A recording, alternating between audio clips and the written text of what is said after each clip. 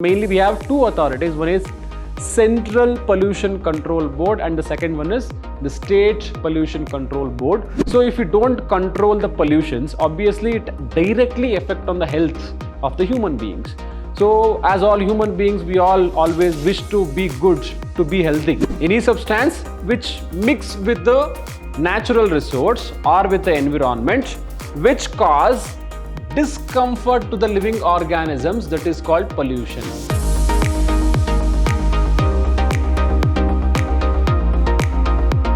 Hello everyone, I'm Arun Kumar, lecturer in Department of Commerce and Management, Vidhyaashram First Grade College, the Temple of Excellence, Mysuru. Dear students, welcome to the very first session on unit number 5. The chapter name is Environment Protection Act 1986.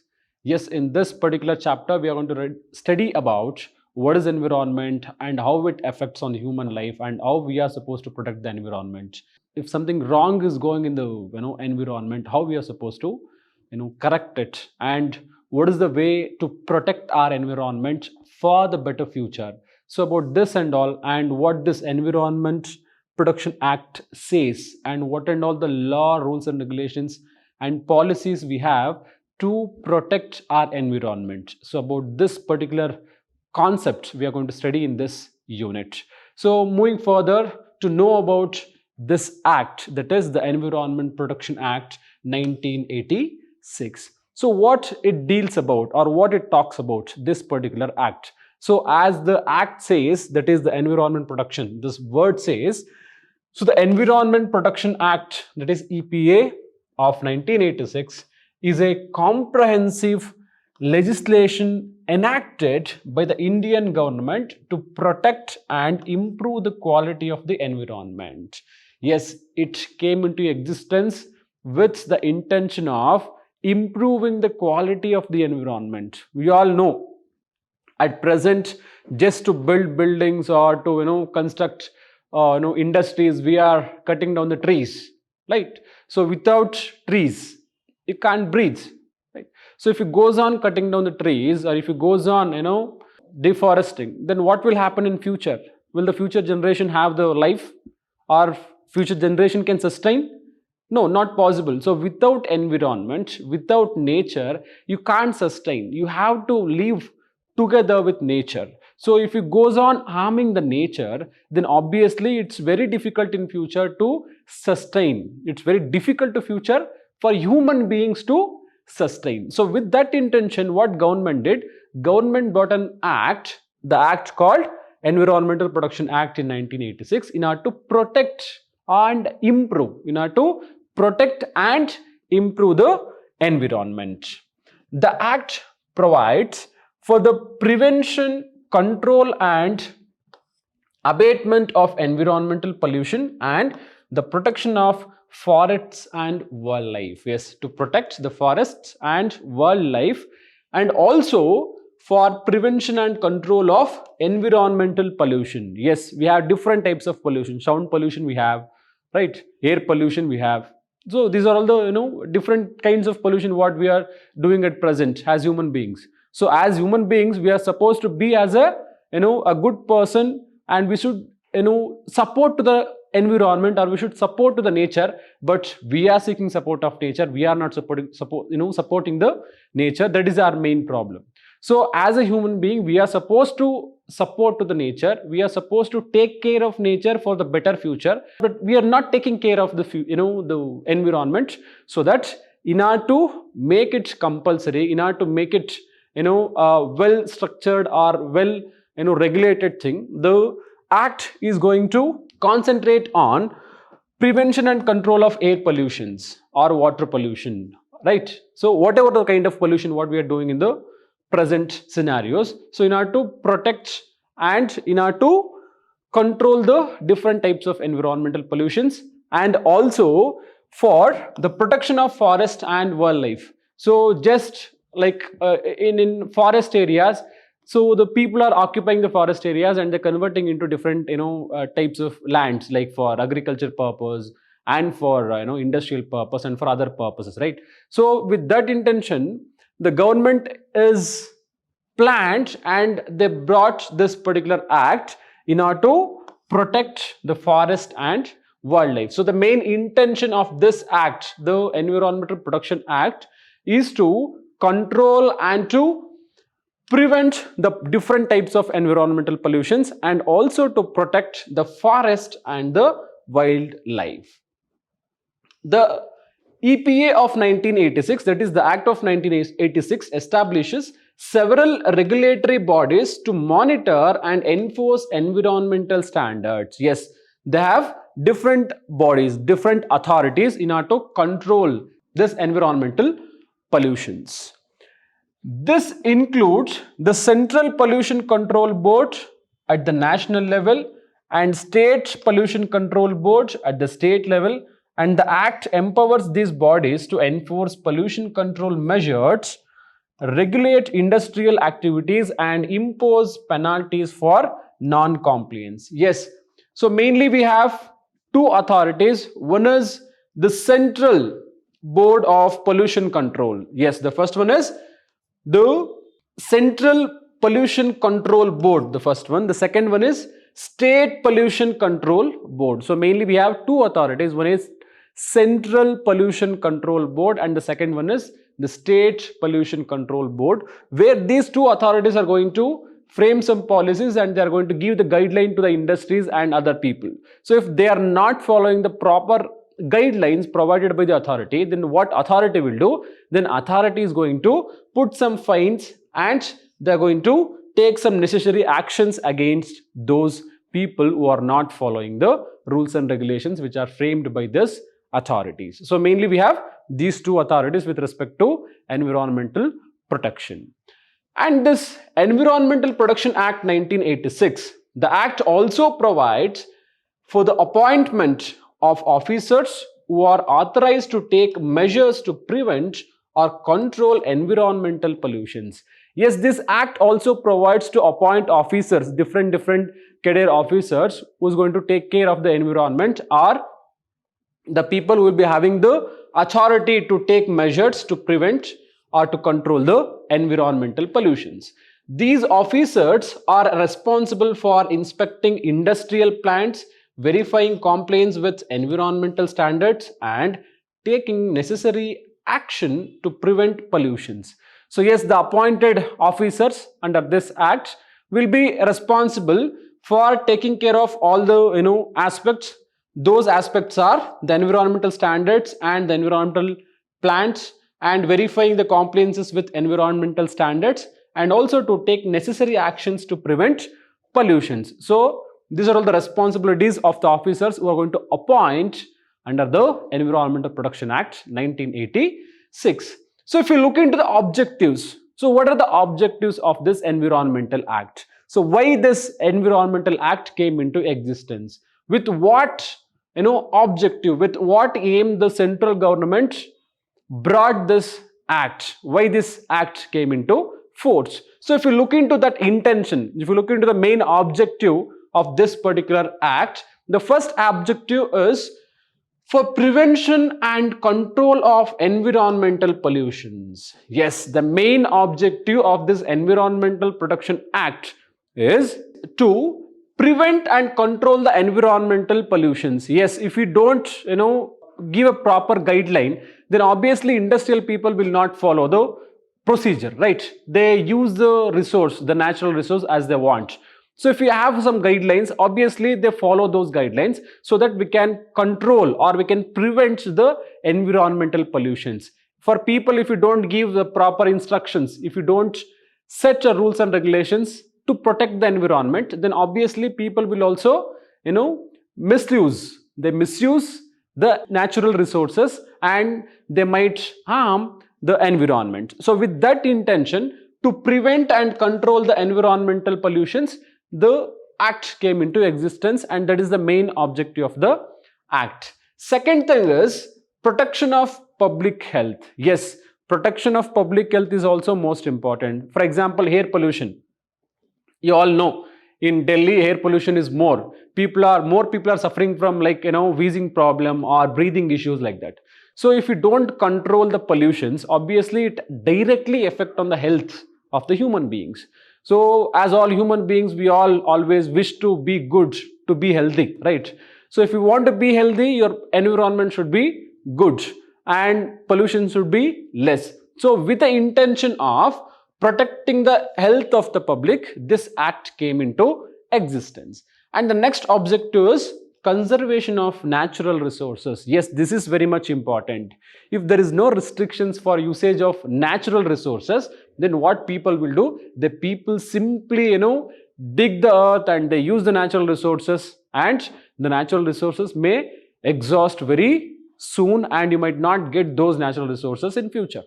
So in order to conserve, in order to limit the usage of the natural resources, this act came into existence, and that is also one of the main objective, that is conservation of natural resources. Next one, promotion of sustainable development. Yes, sustainable development. So sustainable development is nothing but growing together and including everyone in development. That is called sustainable development. So the main objective is also to promote the sustainable development amongst the people and also the environment. Next, public participation in environmental decision making. Yes, so in order to include the public while taking the environmental decisions, this act came into existence. And also international cooperation, to seek the international cooperation with respect to environment and environmental aspects. So this act came into existence, and it is also one of the objective of the Environmental Protection Act. So mainly we have 6 objectives. So which are those? Prevention and control of environmental pollution, and protection of public health. Next, conservation of natural resources. Next, promotion of sustainable development, and public participation in environmental decision making, and also international cooperation. These are all the objectives of Environmental Protection Act 1986. Moving further, the definitions and meaning of important terms of environment. Yes, in environmental studies, we have different terminologies. We have some important terminologies. So which are those terminologies? In what situation we are going to use those terminologies, and why those terminologies are came into existence? So now we look into those terminologies. So the first one is environment. So what is environment? So we are talking about environment. So environment protection. Then what is this environment? So in general, what is environment? Our surrounding, water, tree, mountains, hill stations. These are all called environment. Sky, cloud, these are all called environment, right? So what this definition says as per the Environment Act. So environment is nothing but the natural and physical surroundings in which an organism lives, including air, water, land, and other living organisms. Yes. So environment is nothing but it includes all water, land, air, and other living organisms. So all, whether it's tree, air, water, mountains, so whatever, so which are living things, those things are called environment. So why this environment is important? Yes, without environment we can't sustain. Without air you can't breathe. Without water you can't sustain, right? You can't sustain even for a single day, because almost 75% of our body is with water, right? So without natural resources we can't sustain. What is pollution? We have the word pollution. So what is pollution? The presence or introduction into the environment of substance or containment that cause harm or discomfort to living organism. So pollution is nothing but, for example, pure air. Okay, we have pure air, but by mixing with the vehicle air, that pure air is converted into polluted air. So here what will happen? Pollution is nothing but the presence or introduction into the environment of substance. So any substance or any containment that cause harm or discomfort to living organism. Any substance which mix with the natural resource or with the environment which cause discomfort to the living organisms, that is called pollution. So any harmful thing which mix with the environment which mix with the natural resources and which causes any health issues or which causes harm to the living organisms, that is called pollution. Next one is hazardous waste. What is this hazardous waste?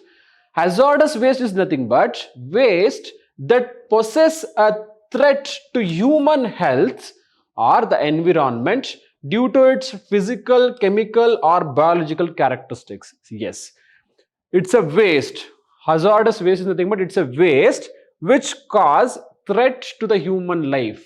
So hazardous waste is nothing but it's a waste which cause the harmness to the human health or which cause threat to the human health by physical, chemical or biological characteristics, that is called hazardous waste. For example, plastic, for example, industrial waste.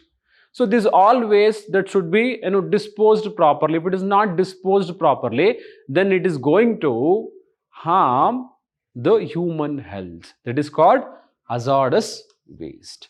Next, biodiversity. What is biodiversity? Biodiversity is nothing but the variety of living organisms in an ecosystem. The variety of living organisms in the ecosystem, including species diversity, genetic diversity and ecosystem diversity. So biodiversity is nothing but the different living organisms in the ecosystem. The different living organisms living together in the ecosystem, that is called biodiversity. So which are those? Those living organisms are species or genetics or ecosystem diversity. Next one, ecosystem. So what is this ecosystem? Ecosystem is nothing but a community of living organisms and their physical environment. A community of living organisms and their physical environment, including biotic, that is living and non-living components. So ecosystem is nothing but it's a community of living organisms. It's a community of living organisms and their physical environment, including the living and non-living components. Next, sustainable development. So as I said in the previous slide, sustainable development is nothing but what? Growing together, developing together. So development that meets the needs of the present without compromising the ability of future generation to meet their own needs. Yes, so fulfilling our present needs without compromising with the future needs, that is called sustainable development. For example, at present we are using petrol. Okay, if it goes on using petrol as how much petrol we are using at present, so it may exhaust for future and future generation may not get the petrol, right? So that is the best example for sustainable development. That means there should be a development. The development should not disturb the needs of the future generation. You should develop and you can use the resources, but that should not cause any problem for the future generation. That is called sustainable development. Yes, next, moving further, environmental impact assessment. So how they are going to assess the environmental impact? The process of evaluating the potential environment impacts of a proposed project or development. Yes, so environmental impact assessment. So it's nothing but the process. It's a process of evaluating. It's a process of evaluating the potential environmental impacts of a proposed project or development. So if any project is proposed or if any development is done with respect to the environmental aspect, so at that time they are going to assess those developments or those proposed projects. That is called environmental impact assessment. That means how that project or the development is going to impact on the environmental aspect, whether it impacts positively or whether it impacts negatively. To assess that, they use this environmental impact assessment. Next, climate change. So what is this climate change? a long-term change in the average weather patterns that have come to define Earth's local, regional and global climates. So yes, climate change is something, but it's a long-term change in the average weather pattern. So the changes in the weather is called the climate change. Sometimes it will be too hot. So every year it's becoming, the temperature is increasing. On the earth, the temperature is increasing, and the scientists or the people, the environment, the people who know about the environment, they are giving cautions to us to grow more trees and to change the environmental climate. So that is the best example for this climate change. Next, renewable energy.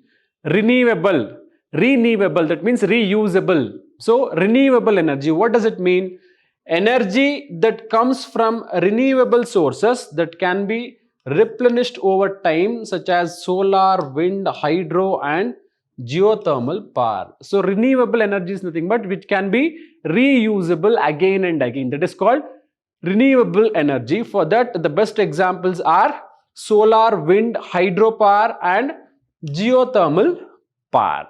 Next, moving further, the next thing is carbon footprint. So what is this carbon footprint? So carbon footprint is nothing but the total amount of greenhouse gases emitted by an individual, organization or activity measured in units of carbon dioxide equivalent. So here carbon footprint is nothing but the total amount of greenhouse gases, the total amount of greenhouse gases emitted by an individual or by an organization or by a particular member. It's going to be measured in units of carbon dioxide equivalents. Overall, understanding the meaning of these and other important terms related to the environmental is crucial for effective environmental management and protection. Yes, so far we discussed more than 10 to nearly 10 important definitions or terminologies which comes under the Environment Protection Act. So after studying this, yes, obviously you might think that what is this, what and all is this, so why it came into existence and how to measure or how to develop our environmental and all. So overall you can say that yes, obviously environmental management, environment protection is very difficult. All have to come together and they have to develop our environment for the sustainable development of future. So with this, I'm going to wind up this session. I'll come up with few more new sessions with respect to this particular topic. So until then, thank you all. Have a nice day. Namaste.